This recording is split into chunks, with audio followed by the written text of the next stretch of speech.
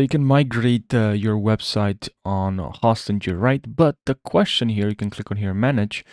You can go here to websites, and then here the website, and then here you can migrate website. But the question here is, when you're moving website from one place to another, like from one host to Hostinger, the number of websites you can move depends on how much space your hosting plan has. So if your hosting plan has enough space, you can move as many websites as you want. Now, if you want to move more than one website, you have to ask for each website separately. You can ask to move up to 5 websites at the same time.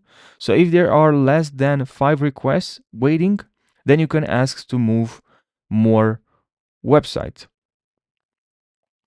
On here, you can check your billing, see what subscription you have.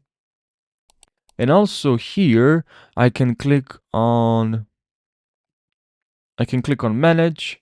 I can check the hosting plan, the plan details.